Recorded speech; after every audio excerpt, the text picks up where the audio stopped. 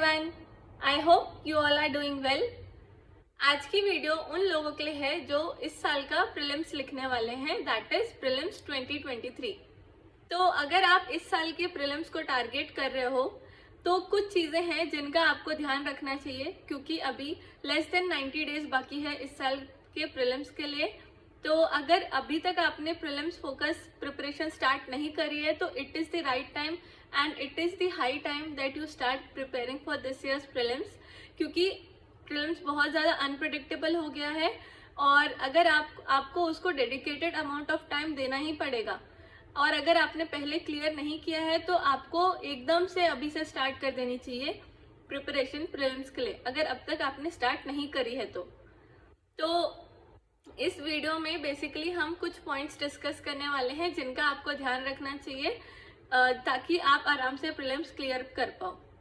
तो थोड़ा सा हम कुछ डेटा डिस्कस कर लेते हैं। पहले देखो, हर साल 10 से 12 लाख लोग फॉर्म भरते हैं यूपीएससी का, उसमें से बस 5 से 6 लाख लोग ये एग्ज़ाम देते हैं और उसमें से भी बस कितने लोग प्रीलिम्स क्लियर करते हैं? 10 से 20,000 लोग 10 से 12,000 लोग क्लियर करते हैं। तो ये नंबर किस पे डिपेंड करता है? इट डिपेंड्स ऑन कितनी ज़्यादा वैकेंसी है उस साल। तो अगर 1,000 वैकेंसी है तो उसका 12 to 13 टाइम्स लोग प्रीलिम्स क्लियर करते हैं। तो इसीलिए prelims is very crucial stage और प्रीलिम्स एक बहुत ही इम्पॉर्टेंट स्टेज है जहाँ पे बहुत सारे लोगों को फिल्टर आउट कर दिया जाता है। तो अगर आप अभी तक प्रीलिम्स को सीरियसली नहीं ले रहे हो तो आपको ज़रूर प्रीलिम्स एकदम से सीरियसली लेना चाहिए। अभी से आपको उस पर फोकस करना चाहिए अगर आप इस साल का प्रीलिम्स दे रहे हो तो। अगर आप नेक्स्ट ईयर या फिर उसके बाद कभी का कर रहे हो तो आपको अभी से टेंशन लेने की ज़रूरत नहीं है। प्रीलिम्स से थोड़ा टाइम पहले, 2-3 महीने पहले प्रीलिम्स से आपको फुल प्रीलिम्स फोकस पढ़ाई करनी चाहिए। तो चलिए हम स्टार्ट करते हैं। हम कुछ चीज़ें डिस्कस करेंगे इस वीडियो में जिनका ध्यान आपको रखना चाहिए। तो first of all you should practice lots of mock test, क्योंकि प्रीलिम्स बहुत ज़्यादा अनप्रेडिक्टेबल हो गया है। अभी लास्ट ईयर जो आपने अगर पेपर देखा होगा तो आपने देखा होगा कि बहुत अजीब तरीके के क्वेश्चन आए थे जो आज तक कभी नहीं आए। जैसे कि इस बार जो मैच द फॉलोइंग वाले ऑप्शंस थे उनमें था कि ओनली 1 इज करेक्ट, वैसे only 2 is correct, 2 options are correct, like that options were there, जो आज तक कभी प्रीलिम्स में ऐसे क्वेश्चंस नहीं आए। तो इन क्वेश्चंस को डील करने के लिए आपके पास एक मेंटल स्ट्रेंथ होनी चाहिए, एक कॉन्फिडेंस होना चाहिए। आपको ये होना चाहिए एटीट्यूड कि मेरे को डिफिकल्ट लग रहा है तो सबको डिफिकल्ट लग रहा होगा, क्योंकि ये डिफिकल्ट है और ये सबके लिए न्यू है। तो ये एटीट्यूड तभी आता है जब आपने बहुत सारे मॉक टेस्ट प्रैक्टिस करे हैं और आपकी प्रिपरेशन बहुत अच्छी है। तो इसीलिए प्रीलिम्स फोकस प्रिपरेशन स्टार्ट कर दो और काफ़ी सारे मॉक टेस्ट दो। कम से कम 50 to 60 मॉक टेस्ट देने चाहिए आपको, क्योंकि किसी भी टॉपर को आप देखोगे, कोई भी अगर जैसे किसी भी टॉपर के इंटरव्यू देख लो आप, सब लोग आजकल बोलते हैं कि हमने 50 to 60 मार्क्स दिए ही थे। ये तो बहुत ही नॉर्मल हो गया है, कुछ लोग 100 मार्क्स भी देते हैं। तो आपको अपने लिए एक नंबर डिसाइड करना है और इंश्योर करना है कि आप उतने मार्क्स दे रहे हो। देन मार्क्स देना ही बस इम्पॉर्टेंट नहीं है, उनको एनालाइज भी करना है, आपको मार्क्स का एनालिसिस भी करना है। एनालिसिस करने के लिए बहुत सारे तरीके हैं।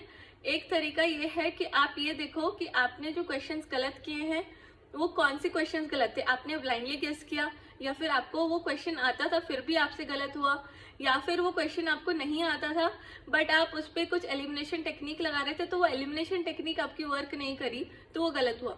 तो ऐसे करके अगर आप एनालिसिस करोगे तो आपको पता रहेगा कि वेयर यू आर लैकिंग, कि आपका या तो स्टैटिक पार्ट कमजोर है, या तो आपकी एलिमिनेशन टेक्निक काम नहीं करती, या तो you have a habit of blindly गेसिंग थिंग्स। तो ये सारी चीज़ें जब आप एनालाइज करोगे तो आपको पता चलेगा, उस हिसाब से आप नेक्स्ट मॉक में इंश्योर करो कि आप वापस से वो मिस्टेक्स नहीं कर रहे हो। तो अगर आपने एक मॉक में आपके अगर 50 नंबर आ रहे हैं तो दूसरे मॉक में आपका कुछ इम्प्रूवमेंट होना चाहिए।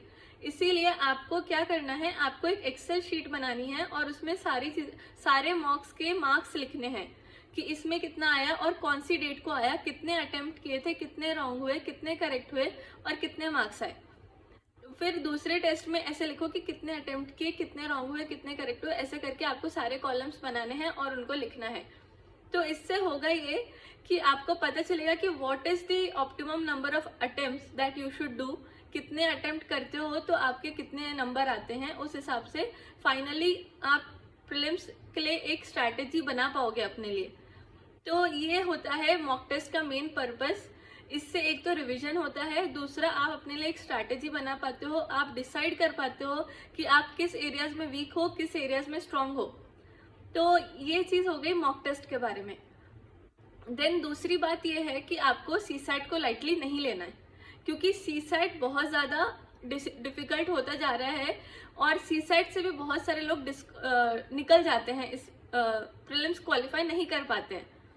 तो आपको इंश्योर करना है कि आप सीसैट को भी उतना टाइम दे रहे हो जितना वो डिजर्व करता है। और अगर आप वीक हो सीसैट में तो आप अच्छे से प्रैक्टिस करना स्टार्ट कर दो सीसैट की, क्योंकि एंड मोमेंट पे अगर आप ऐसा सोच के रखोगे कि मैं लास्ट के 1 महीने में सीसैट की प्रैक्टिस कर लूँगा, तो वो नहीं हो पाता है, क्योंकि उस टाइम जीएस का इतना सारा सिलेबस होता है कवर करने के लिए।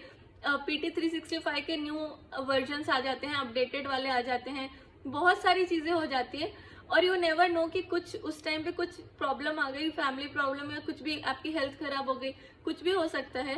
तो इसीलिए जो इम्पोर्टेंट चीज़ें हैं उनको कभी भी एंड के लिए मत रखा करो, उनको स्टार्टिंग में ही रोज एवरीडे थोड़ा थोड़ा करो। एवरीडे 1-1 घंटा सीसैट के लिए पढ़ाई करो। तो ये हो गया सीसैट का। सीसैट के लिए एक वीडियो भी है मेरे चैनल पे, 2-3 वीडियोस हैं जिसमें मैंने स्ट्रैटेजी बताई है कि क्या आपकी स्ट्रैटेजी होनी चाहिए सीसैट के लिए। देन मैंने इंपॉर्टेंट टॉपिक्स भी बताए हैं। कुछ सीसैट की वीडियोस भी है जिनमें मैंने रीडिंग कॉम्प्रीहेंशन सॉल्व करे हैं, एप्टीट्यूड के क्वेश्चन सॉल्व करे हैं। तो you can watch those videos और you can just Google those topics and study the concepts अच्छे से क्लियर होने चाहिए, क्योंकि सीसैट में प्रेडिक्टेबल क्वेश्चंस नहीं आते। ऐसा नहीं है कि आप ये पढ़ के जाओगे तो यही आ जाएगा। सीसैट में क्वेश्चंस की बहुत ज़्यादा वैरायटी होती है, इसलिए कॉन्सेप्ट्स पे ध्यान दो, कॉन्सेप्ट्स क्लियर करो। तो ये हो गया सीसैट के बाद। सीसैट आपको बिल्कुल इग्नोर नहीं करना है। देन थर्ड पॉइंट ये है कि आपको अपनी हेल्थ, मेंटल हेल्थ का ध्यान रखना है, फिजिकल हेल्थ का ध्यान रखना है, क्योंकि अगर हेल्थ आपकी अच्छी नहीं रहेगी तो आप फाइनली उस दिन पे परफॉर्म नहीं कर पाओगे। तो एकदम से पढ़ाई के चक्कर में अपनी हेल्थ को इग्नोर मत कर देना, हेल्थ का भी ध्यान रखना, क्योंकि health is equally important. Health अच्छे से नहीं, हेल्थ आपकी ठीक नहीं होगी तो उस दिन आप ठीक से परफॉर्म नहीं कर पाओगे। जिस दिन आपको परफॉर्म करना है उस दिन आपका बेस्ट देना है आपको। तो ये एक चीज़ हो गई। देन एक दूसरी चीज़ ये है कि आपको बेसिक बुक्स को बहुत अच्छे से रिवाइज करना है, क्योंकि देखो होता क्या है कि जो प्रीलिम्स है उसमें बहुत ज़्यादा 80% तो जो चीज़ें हैं वो बेसिक बुक से ही आती हैं। तो आपको बेसिक बुक्स को बहुत अच्छे से रिवाइज करना है और इंश्योर करना है कि इसमें से अगर कुछ आएगा तो ये मेरा गलत नहीं होगा। तो इसीलिए बेसिक बुक्स को बहुत अच्छे से रिवाइज करना है और स्टैटिक पोर्शन को बिल्कुल भी इग्नोर नहीं करना है for current affairs. Then next point ये है कि आपको करंट अफेयर्स करना है, बट आपको इंश्योर करना है कि आप ओवरडू नहीं कर रहे हो। थोड़े लोगों को फियर होता है करंट अफेयर्स का, या फिर थोड़े लोग ऐसा सोचते हैं कि साल भर हमने करंट अफेयर्स नहीं पढ़ा है तो अब हम बहुत सारा करंट अफेयर्स पढ़ लेते हैं। लेकिन एक चीज़ ध्यान में रखो कि यूपीएससी प्रीलिम्स में 80% क्वेश्चन स्टैटिक पार्ट से आते हैं, only 20% to 30% question current affairs से आते हैं। तो इसीलिए करंट अफेयर्स का जितना रोल है उसको उतनी ही इम्पोर्टेंस दो, स्टैटिक को भी इम्पोर्टेंस दो। करंट अफेयर्स को ओवरडू मत करो। पीटी 365 पढ़ ली है तो काफ़ी है, और थोड़ा साल भर जो किया था उतना आपने किया होगा, या फिर वो माइंड में रहता है, सबकॉन्शियस माइंड में। अगर उसको रिवाइज करने का टाइम नहीं भी मिल रहा है तो भी कोई बात नहीं, पीटी 365 को 1-2 बार रिवाइज कर लो, हो जाएगा। देन नेक्स्ट चीज़ ये है, and it is one of the most important thing, कि आपको कॉन्फिडेंट रहना है बहुत अपनी प्रिपरेशन के बारे में और अपने बारे में, कि मैंने बहुत अच्छे से प्रिपेयर कर लिया है और मैं तो, मेरे से जो अगर नहीं सॉल्व होगा तो किसी से सॉल्व नहीं होगा, क्योंकि मेरी प्रिपरेशन इतनी स्ट्रांग है। अगर इस माइंडसेट के साथ आप जाओगे प्रीलिम्स एग्जाम देने तो you will definitely do wonders. इसीलिए ये आपका एक mindset is also very important, और अभी से इसको डेवलप करना स्टार्ट कर दो। और ये माइंडसेट तभी आता है जब आपको अपनी प्रिपरेशन पे कॉन्फिडेंस हो और जब आपने अपनी प्रिपरेशन काफ़ी अच्छे से करी हो। तो यही सारे कुछ टॉपिक्स हैं, यही सारी कुछ चीज़ें थी जो मुझे बताना था आपको इस साल के प्रीलिम्स के लिए। अगर आप ये सारी चीज़ों का ध्यान रख लेते हो तो you will definitely clear this years prelims, provided you implement them. आपको इनको इम्प्लीमेंट करना पड़ेगा। और यस, तो इतना ही है। Thank you and have a nice day.